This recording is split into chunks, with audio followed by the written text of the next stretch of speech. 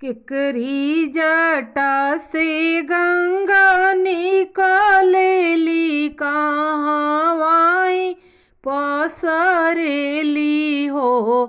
अरे के करा भइले नंदला अलल हरिया गंगा खूब लेली लहरिया गंगा खूब लेली हो।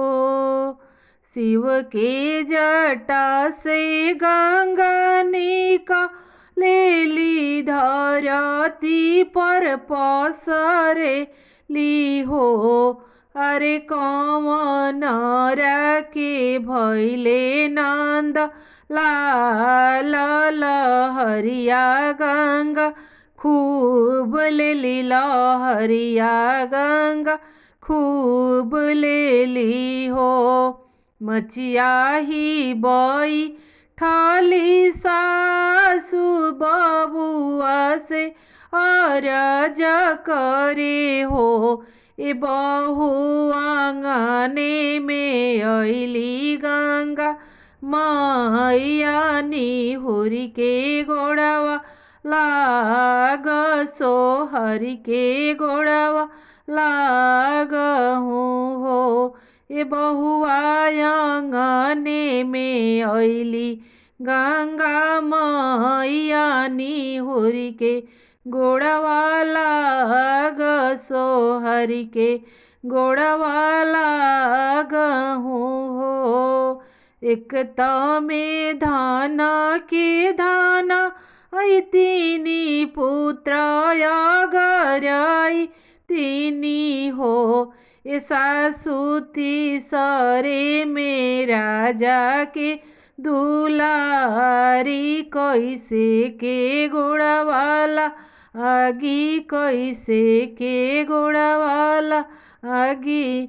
ए सासुती सरे में राजा के दुलारी कैसे के गोड़वा लागी कैसे के गोड़वा लागी। राम रसोइया तुहु भाभी सरबे गुनवे आगरी हो।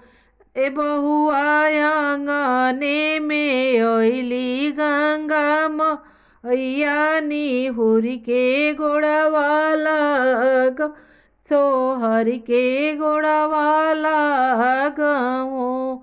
एक में धान के धानाई तीनी पुत्र अगरई तीनी हो। एगो तीनी तीसरे में राजा के दुलारी कैसे के गोड़वा लागबी कैसे के गोड़वा लागबी हो। एगो तीसरे में राजा के दुलारी कैसे के गोड़वा लागबी कैसे के गोड़वा लागबी।